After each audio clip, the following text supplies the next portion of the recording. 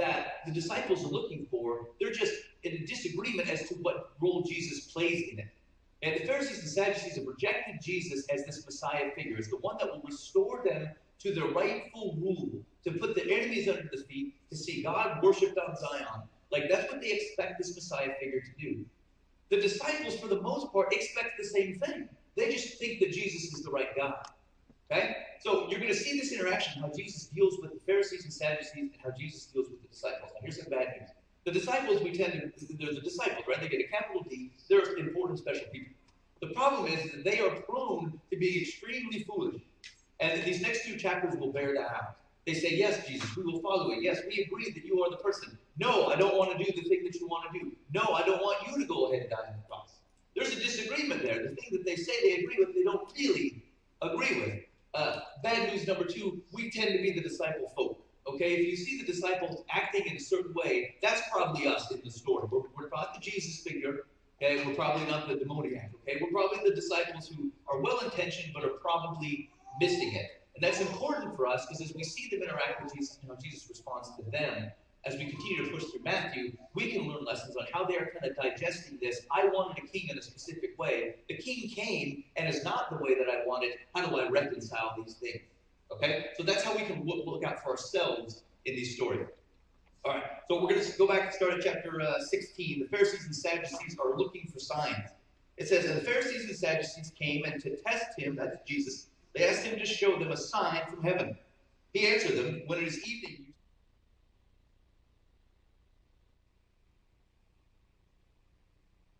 you know how to interpret the appearance of the sky, but you cannot interpret the signs of the time.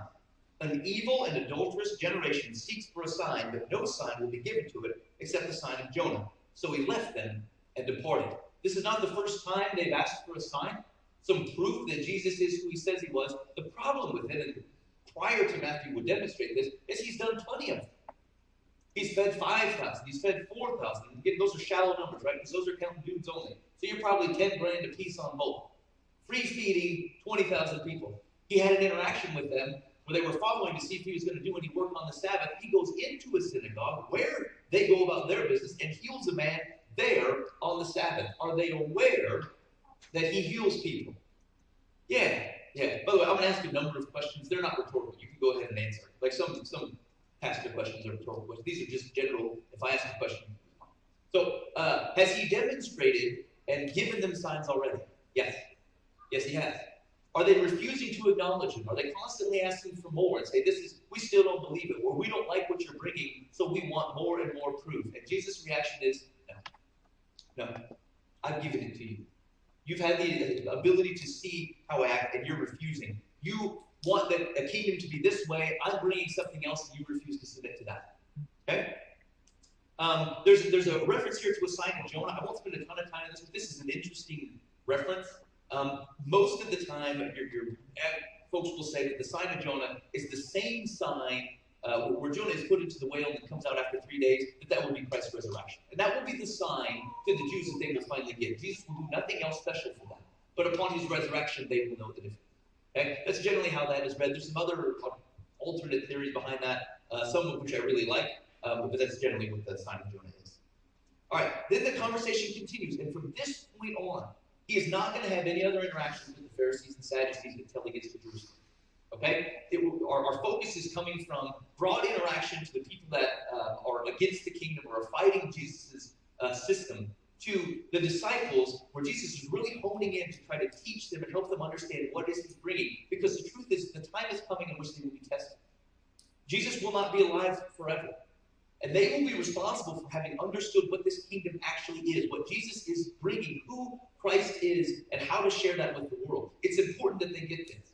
And so Jesus is brushing off those who rejected him out of hand and spending a lot of time with the well-intentioned but don't quite get it disciples from here going forward. As a matter of fact, you're going to see one more miracle between now and Jerusalem, and that's it. He's simply done with all those things. He's explaining the kingdom that he's bringing. When the disciples reached the other side, they had forgotten to bring any bread. Jesus said to them, "Watch and beware the leaven of the Pharisees and Sadducees." And they began discussing it among themselves, saying, "We brought no bread." Now here's the thing, we've had some interactions with Jesus in Matthew.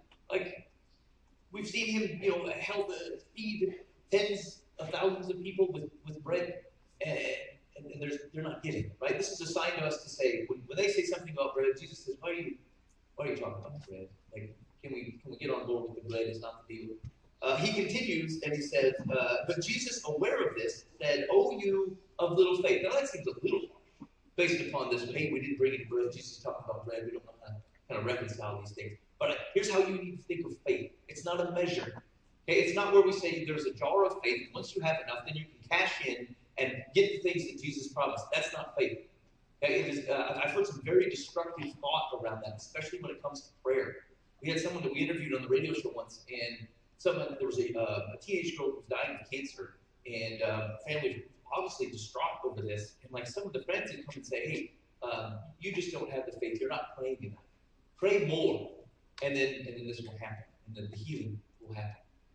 And the truth is that like that just isn't how faith works. It's not a storage up of it's thinking that faith is good works. Did I pray enough? And then will Jesus be Jesus? The truth is Jesus will always be Jesus. Faith is saying, I trust Jesus to be Jesus. That's faith. And what we're going to see here is some constant demonstrations of they're not trusting Jesus to be Jesus. They're not saying, I do not have faith. I do not submit to the power, authority of who Jesus Christ is. And because I don't, these things don't occur like I expect them to occur. They're not submitting to that. That's faith. Let Jesus be Jesus. And then I agree with that. And I submit my life to it. That's faith. Okay? So what we're getting here is a shallow demonstration, but it's showing that they're still not getting it. We get this idea that regardless of the things that Christ has said off so far, they're missing it somehow. Okay? Oh, you of little faith, why are you discussing among yourselves the fact that you have no bread? Do you not perceive? Do you not remember the 5 loaves for the 5,000 and how many baskets you gathered? They picked up the bread, right? They picked up the scraps. They were there with his miracle. How is it that you fail to understand that I did not speak about bread? Beware of the leaven of the Pharisees and Sadducees. Then they understood that he did not tell them to beware of the leaven of bread, but of teaching of the Pharisees and Sadducees. Our overarching theme here is there's still kingdoms that are in place. Okay? What kingdom are they wanting to be a part of? Jesus brings a very specific thing. He brings his thing. It is not subject to alteration to the things that we want. Okay? His disciples have to face that. It continues in verse 13. Now when Jesus came into the district of Caesarea Philippi, he asked his disciples, who do people say that the Son of Man is? And they said, some say John the Baptist, others say Elijah, and others Jeremiah or one of the prophets. He said to them, but who do you say that I am? Simon Peter replied, you are Christ, the Son of the living God. If you're keeping track with the home game, that's a point for Peter. Okay? They stunk at the bread thing. Point for Peter. He got one. He nailed it. He was right. You are the Christ, the Son of the living God. And Jesus answered, blessed are you, Simon Bar-Jonah. Because where's that from? You guys recognize that? Blessed are, blessed are, blessed are. It's a beatitude. Okay? It's from the Sermon on the Mount. It shows back up here. It says, blessed are you, Simon Bar-Jonah. Bar is son of, so Simon, son of Jonah. For flesh and blood has not revealed this to you, but my Father who is in heaven. It is still not Peter's wisdom that has deduced this. He's gotten it from God. Okay, that happens upon submission. I'm saying, I agree, right? Jesus is who Jesus is.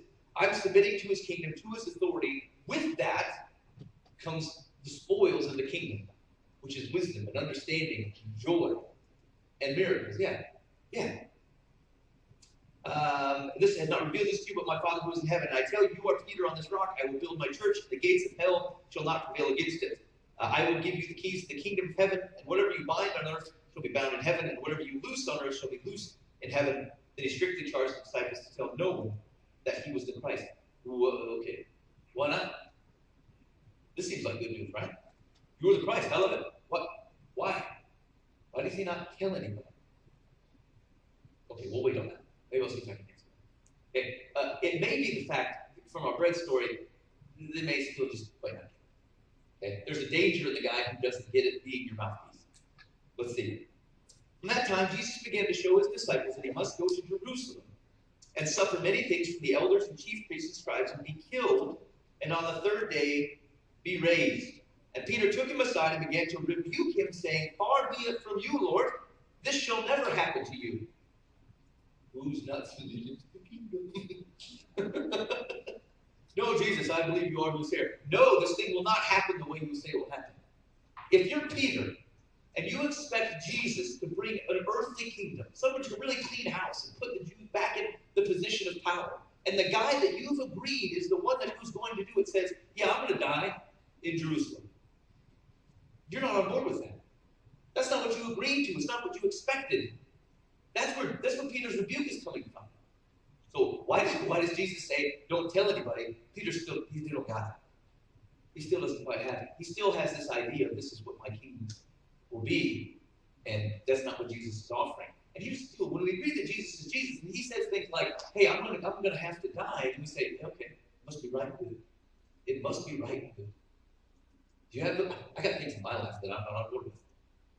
Things that I'm not open to Jesus doing as he sees fit. The thing is I want my family protected. I would prefer not to be harmed myself. I would prefer that certain things not befall people that I know and love, and certain circumstances never occur, and certain things that I really like to play with, or I enjoy, or that make me feel like I'm an important person. I would prefer that those not be taken away. But the truth is that I'm at odds with Jesus. He says, in captivity, they want to take you into captivity with them. You're going to die by the sword, you'll die by the sword. His kingdom says, your life is important to me, but it may not be in the ways that's important to you. And so, I'm the mirror. I'm the disciples in this one. Peter seems a lot more valiant in the things that he's fighting for. He wants some sort of rulership of a Jewish kingdom. I just want my own safety. And I disagree with Jesus in this matter. To this day, as a man that loves and follows Christ, I don't like it. And I like it even less when it's the possibility that people that I know and love could die for that kingdom. It's right. It's right and good. But I'm a little bit Peter in that area. So can I get where Peter's coming from? Yeah. But what are we trying to learn here? Is that I can't submit to Jesus' kingdom without actually submitting to Jesus' kingdom. I can't say, well, I like a little what you got. Can we bring some of this in? Jesus says, no, I bring what I bring. This is what I do. You're submitting to my kingdom or not at all. Do you know what Peter missed? What do you say? Jesus says, suffer many things from the elders and chief priests and scribes and be killed, and on the third day be raised. Gone completely. You notice he missed that? He just doesn't even acknowledge it. Lord, this will never happen. That's probably not in response to all be raised. It's to all be killed. He missed it. Jesus even told something that would help bring some comfort to the fact that he's going to die. But we hear what we want to hear. We latch on to what we really care about. What is it we care about? Jesus is the leader of this rebellion. This shall never happen to you. Jesus turned and said to Peter, get behind me, Satan. You are a hindrance to me. For you are not setting your mind on the things of God, but on the things of man. Jesus had a similar offer to rule an earthly kingdom without the dying, without the suffering. Do you guys remember who offered it to him? Yeah, it was Satan. Right after Jesus was baptized, he was brought to the desert to be tempted. The third thing that Satan tries to do is he says, look, I can give you all this. The kingdoms of the world are mine. Are they his? Yeah, for now. He says, I'll just give these to you. None of this suffering on the cross business. Do you know what people are going to do with that cross? Do you know people that will die in your name because of that cross? People who get your story wrong? Why do that? I'll just give it to you. And Jesus says, no. No. You're trying to make me a king of a different kingdom, and I won't do it. I am the king. I bring a specific kingdom, and it is not for sale, and it's not to be bargained with. And that is what Jesus is rebuking in Peter, is the exact same temptation. Be a different king. Bring a different kingdom. Then Jesus told his disciples, if anyone would come after me, let him deny himself and take up his cross and follow me. Notice yet, this is not a salvation context. We think cross, we say salvation. Okay? They don't know that. He's told us to his disciples, they do not have salvation in their mind. Do you know who dies on crosses? Revolutionaries. People that go up against the Roman Empire and fail are hung on crosses. So the people that enter the area will see that that was a person that tried to come up against Rome, and that is what happened. Jesus is not a unique person to die on a cross. Okay? 3 of the disciples will die on crosses. Andrew and Philip both, and then Peter upside down next to his wife. Okay? The cross is not a unique item here. But the point is, what Jesus is saying is, what is on the table for you to follow me? If you will take up your cross and follow me, you are following me to death in a failed revolution. My kingdom is true and it is worth it, and this is what's at stake. That's what he's saying. That's what he's calling here. We sometimes, especially now, we're so far removed from crosses, dying on crosses. What we say is, take up my cross and follow me. Bear the burdens of the life that I have. Okay, yeah, but that's not what he's talking about. He's talking about what's on the line in his kingdom. That's what he's talking about.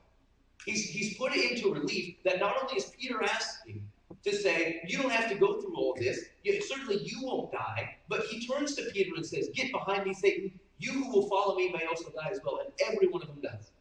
Save John, who lives a long life after being boiled in oil. So he's the captain. So just don't dumb this down. Don't restrict this to like, well, I work at a workplace where they don't love Jesus. Well, okay.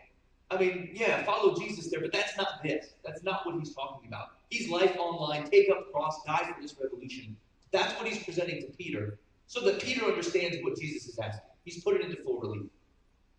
For whoever would save his life will lose it. Whoever loses his life for my sake will find it. For what will it profit a man if he gains the whole world and forfeits his soul? Kingdom of the world, kingdom of Jesus. There's an in and an out. That's what he's presenting. Okay. It moves into the transfiguration. We talked about this relatively recently, so I'm not going to belabor a lot of these points, but I want you to see the interactions here. After 6 days, Jesus took with him Peter and James and John, his brother, and led them up a high mountain by themselves. And he was transfigured before them. And his face shone like the sun, and his clothes became white as light. Hey, this is cool, by the way. Just a quick plug. We're doing that Revelation class coming up. Compare the description of Jesus in the Transfiguration to Revelation chapter 1 description of Jesus. Very cool. We'll talk about the Revelation class, but just something to dip into. Okay? And behold, there appeared to them Moses and Elijah talking with him. And Peter said to Jesus, Lord, it is good that we are here. If you wish, I will make 3 tents here. One for you, and one for Moses, and one for Elijah. Now, this is very interesting to me.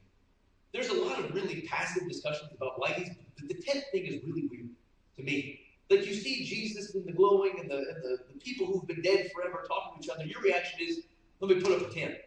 Put up a few tents and get some shelter so that you can keep a talk. Okay? I just thought that was weird. Now, there's reasonable explanations potentially for this. One of them is that he's creating some sort of memorial. Matter of fact, my study Bible says he's creating a memorial. I think that's kind of a crappy memorial. Like, when you're on a mountain, you're making tents out of sticks and brush. So, I mean, if you're going to do a memorial, you do it Old Testament style. You take rocks and build an altar or something. So, like, I don't know if I'm buying a memorial. Okay? He wanted to be hospitable. He says, these guys are going to hang out. I'm going to create a tent with space for them to do. That's interesting, except for I don't know how they do the individual tents. People that hang, that seems weird to me. Here's what I think Peter is doing, and this is the only reason I tell the story, is there is, in intertestamental literature, there's this anticipation that when Elijah comes, that they will tabernacle with the people. Okay, tabernacle as in tents. That's the right thought, is tents, building tabernacles. It was something they would have celebrated. It's called the Feast of Tabernacles, to remember when God was with them as they traveled through the desert when he led them out of Egypt. Okay, so that's kind of the background of this. But the thought was that when Elijah would return, which they'll bring up as part of the Transfiguration, that they would tabernacle with the people before kind of the onslaught, before they came to take over and reassert Jewish authority in the area, of which they will physically dominate. Now, put that into the mind of our man Peter, who says, hey, Elijah's here. Let's get this thing moving. I'll build the tabernacles. I'll do the tents. Now, does that make sense? Now they're making the sense. Now they've been putting these tents together. It makes a lot of sense. He's still anticipating, though. He just got the review. But then he sees Elijah, and he's back into the same thought process. Okay, I'm in. I'll build the tents. We'll do the tabernacle thing, and then we're going to take over the joint. And it sounds great. And he's back in. That's why I think the tents are there. That's stuff that means already. So I just want to point that out here. So he says, a bright cloud. He was still speaking when behold, I like how God cuts him off. No, Peter, no. He's still talking. God says, that's enough. We're not, whatever this tent thing is, it's done. Okay? He was still speaking when behold, a bright cloud overshadowed him. You hear cloud, we think God. Okay? God is, it's a cloud that hovers over the mountains, get the 10 Commandments. It's a cloud that leads them through the desert. Okay? Cloud, God. And the cloud overshadows him, and a voice from the cloud says, this is my beloved Son, with whom I am well pleased. We have heard that before. Anybody remember where? Baptism. It was at his baptism. Same thing. God shows up, same thing. This is him. It's still an identity issue. Jesus is who Jesus is. Who is Jesus? He's my beloved Son. Okay? Interesting, though. He tacks something on this. He says, listen to him. Now, this seems like it wouldn't be a problem for me. I'm in the cloud, and again, glowing people, and people that have been dead for years, and then this booming God voice says, I'm not going to do the God voice, this is my beloved Son, with whom I am well pleased. And I'm not sure that in that moment I would be looking at him and thinking, boy, I wonder if I should listen to him. Like, it just doesn't seem like it's something that would be occurring to me that perhaps, well, he's a bit of a shifty character, he blows at times. Maybe I just can't trust him. Okay? I think that would be off the table. Here's the connection. In Deuteronomy, okay, Moses, just before Moses is about to die, he says, the prophet will come after me. Okay, a prophet will come, and he will be greater than me. Listen to him. Now do you see the connection? Why this is important for the disciples to hear? It's reaffirming. Peter has reasonable doubts here. I'm going to put it, because I think my doubts are reasonable, so I'm going to put Peter in my camp. Okay? We have reasonable doubts as to whether this is the guy, because things aren't going how I expect them to go. This kingdom isn't working how I expect it to work, and so I have doubts. And so God is providing that as a gift to say, listen to him. I see Moses. I am reminded that the prophet will come after. Listen to him. That's a cool gift from God. That's a cool gift in that story that he's provided for Peter to be reaffirmed, to understand what exactly he's bringing. Okay, so he's still dealing with doubts of the disciples. We're still dealing with these kingdoms that are kind of fighting against each other, this in and this out, and now they're coming down from the mountain. And it says, let's see, also the Son of Man, let's finish in this. As they were coming down the mountain, Jesus commanded them, tell no one the vision until the Son of Man is raised from the dead. Same instruction. I still can't have you going on representing my organization. Okay? But he's given them a timeline. He's given them a timeline that says, until I have been raised from the dead. And then you may speak. Which kind of makes that Simon Jonah thing make sense. But, okay, so that's what he says. You still have to be quiet, but wait until I'm raised from the dead. And the disciples asked then, why do the scribes say that first Elijah must come? This refers back to Malachi 4. We don't need to dig into it. It's a technical question that they're trying to resolve. Okay, if all these things are true, how do I deal with Scripture as I know it? It's back in Malachi 4. Jesus provides a correct answer, and we kind of move on from there. It says, but I tell you that Elijah has already come, and they did not recognize him. Who's they? Really everybody. Really everybody. Because Jesus is having to tell them who he was. But it also reinforces this outside language. There's an in and out, right? There's a they. There's a people who are not me that did not recognize John the Baptist as Elijah, but did to him whatever they pleased. This is also the thing that Jesus accuses the Pharisees of every time God sent a prophet. He says, every time I sent one, you killed him. Okay? You dispatched with him. They will do the same thing to Jesus. He's kind of playing off on that same motif. It's like you didn't recognize him and did to him whatever you pleased. So also the Son of Man will certainly suffer at their hands. Then the disciples understood that he was speaking to them of John the Baptist. Okay, so let's move on. Now we're down from the Mount of Transfiguration. Okay, we're down from there, and we're entering into some fresh territory. And when they came to the crowd, a man came up to him, and kneeling before him, said, Lord, have mercy on my son, for he is an epileptic, and he suffers terribly. Just interesting side note. That word epileptic in the Greek is weird. It means affected by the moon. Okay? Moon, lunar. The King James Version will put that as lunatic because you're impacted by the moon. The things I learned from reading the Bible. All kinds of these things. So, anyway, so whether he's epileptic or not is not the point. But that's what they thought was happening. Ultimately, he's demon-possessed. Okay? And I brought him to your disciples, and they could not heal him. This is weird because Jesus said they would. Jesus said, you will do the things I do with me. Why? Why are they not able to heal him? And Jesus answered, O faithless and twisted generation. Do you guys remember that from chapter 16? An evil and adulterous generation, referring to the Pharisees and Sadducees. He's using similar language here. O faithless and twisted generation. How long am I to be with you? How long am I to bear with you? Bring him here to me. Who's he talking to? Who's the faithless and twisted generation? Is it the guy? Is it the guy who brought his son to be healed?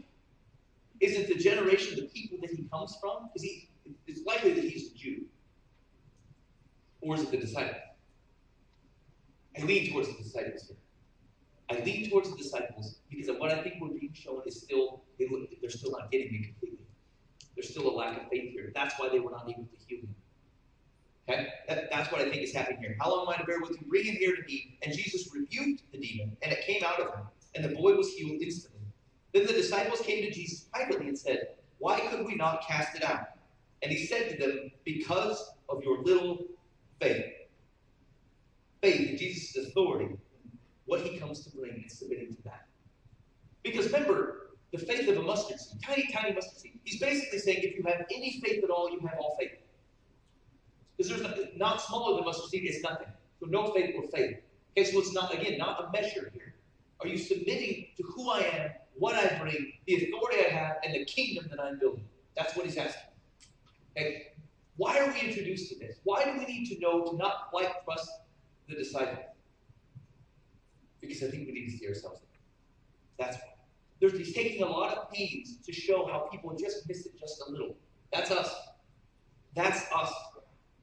In various parts of our lives, you would know it better than I would what you have in your life, but I know that there are things in my life where, like, I know what Jesus is saying, and I would say that I believe it, and then there's just this thing where, like, I just don't want it that way, God. I don't want it that way. It's harder. Or it makes me look foolish. Or frankly, I think it makes you look foolish. Can we just do this differently? And Jesus is weeding it out. And God bless that. He's weeding it out. Do you notice he keeps following up with them? The Pharisees and Sadducees made the same mistake. Show me. Show me. Give us a sign. He says, I'm done with you. You'll get nothing. They keep making that very same mistake. And he explains the bread. Okay? He explains why they can't heal the boy. That's awesome. That's awesome. They're still after it. They're still following. And they're saying, I want weed. Help weed that out.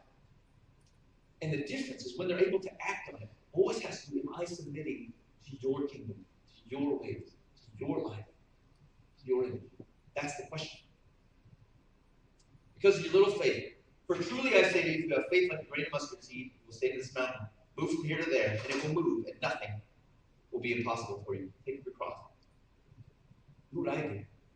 We use the word following Jesus, but we use it in a real kind of shallow way. What we mean is do things that we think other Christians are kind of types do. But like, what did Jesus do? Who did he talk to? What did he do? Where did he go? How did he die? Are those things on the table for us as we take up our cross and follow Jesus? He's asking a very big, awesome, joyful thing. We need to be careful that we don't undercut what Jesus is actually asking. And his running into disciples over and over and over again and saying, think bigger, think more, think deeper. I'm going to help you see this. As they were gathering in Galilee, Jesus said, wait, did they get it? We feel like they got it? I think he's taking some time. We'll see if they did. As they were gathering in Galilee, Jesus said to them, the Son of Man is about to be delivered into the hands of men, and they will kill him, and he will be raised on the third day. And they were greatly distressed. No, they don't get it. They still don't get it. That's it. That's it. Temple tax. I'm going to tell you this. I got a lot of stuff we're going to talk about. We don't have time for it. I'm going to think this is going to be. So I'm going to tell you one more story, and this is becoming one of my favorite stories in the Bible. Okay? And it's about the temple tax. It has complete relevance to you because the temple taxes that you all pay and drachmas and all this business. So here we go. When they came to Capernaum, the collectors of the 2 drachma tax went up to Peter and said, does your teacher not pay the tax? He said, yes. And when he came into the house, Jesus spoke to him. First, let me describe the tax. If you're 20-year-old Jew or older, you pay the temple tax.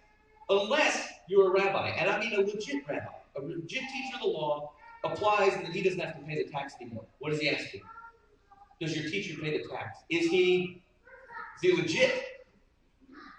Is he legit? Is he part of the right thing? Is he a good teacher? Does he not pay the tax?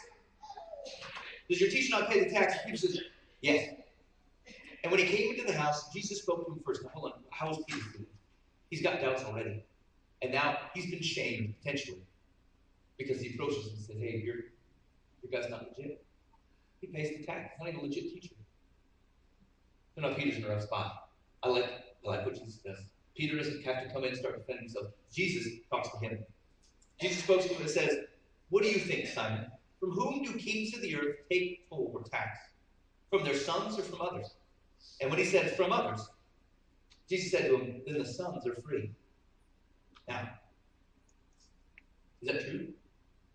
You tax the people that you're over, right? Then you use the taxes to continue to be over. That's their circumstance, kind of our circumstance. Okay? Jesus is saying they're charging the tax to people that don't belong to their organization. The sons are free, but Jesus is paying the tax. It says, however, not to give offense to them. That's a bad translation. Go to the sea, cast a hook, and take the first fish that comes up, and when you open its mouth, you will find a shekel. Take that and give it to them for me and for yourself. Here's the question. Okay? Jesus is delineating the in and the out, except he's the out. He says, am I a legit teacher in their kingdom, in their organization? No. No, I pay the tax. I will pay that tax. And what I say that's a bad translation says, however, not to give offense to them. First of all, have we met Jesus? He doesn't seem to have this problem offending. That word is the same word it says, if your limb causes you to sin, cut it off. Okay, it's that word. So it's not, hey, I'm worried about offending them. It's basically so they don't miss it. So they understand exactly what I'm saying. I am not a part of you. We will pay the tax. Because there is an in and there is an out. There's an inside and the outside. They are the inside. Jesus is the outside. That is the right kingdom. Our question is, can I come into the out now? Can I go where Jesus is? Can I come there? Because Jesus is making that clear distinction. Then the coolest part, who pays the tax? God does. God does. Jesus says, go get a fish. There'll be a shekel in it. It'll cover your tax and mine. Who created the fish and put the shekel in there? That's cool. God says, I'll take care of this. I'll pay the tax. Here's the broad point. As we come into chapter 18, we start to learn how to deal with these types of things in a community infrastructure. Okay? He said, they're going to ask, who is the greatest? He said, and Jesus is going to respond and say, a child who comes in humility, okay? Who comes humbly to me, who doesn't declare that they know what the kingdom should be, who doesn't fight with me about what the kingdom is and how it's going to change. It comes like a child comes to Jesus and said, Jesus? This is Jesus, the God, the creator of the universe. Okay, I'm in. I agree. My kids are probably getting older if they don't look at me like that anymore. As the guy that won't fail, that handles everything correctly. Faith of a child does that for your parents. Can we look at God that way? And the truth is like coming from 16 to 18, what we're finding is the disciples are struggling with that. Just like we do, because we're adults. And there's ideas in our head, and there's other kingdoms, and there's other worlds that are fighting for how we see and understand and follow Christ. And that's hard for us. And I get that, and Peter gets that, and Jesus gets that. And he's gracious and loving with that. But it doesn't mean he's not calling us to the thing. He's still calling us to take the cross. He's still calling us to understand what his kingdom is asking for. All those things are still on the table. He's helping us get there. The Holy Spirit helps us get there. That's great. Chapter 18, the trajectory will be that how do we live in a community that helps us to continue to get there and follow Christ and to do it together. That's chapter 18. And you're going to continue to see, as we move towards Jerusalem, Jesus interacting with his disciples in a way that he's also interacting with us and see what I'm doing. Trust who I am and join my kingdom and follow me. That's what he's asking. He's asking for all of it. So as we continue to go through Matthew, right? We continue to go through Matthew. Look for that. Watch the disciples. That's probably you. And they won't always do the right thing. Good. That looks like me. And then I can see how Jesus reacts to them. And I can see how he calls them back. And how he points them back to him. And that's a glorious way to be facing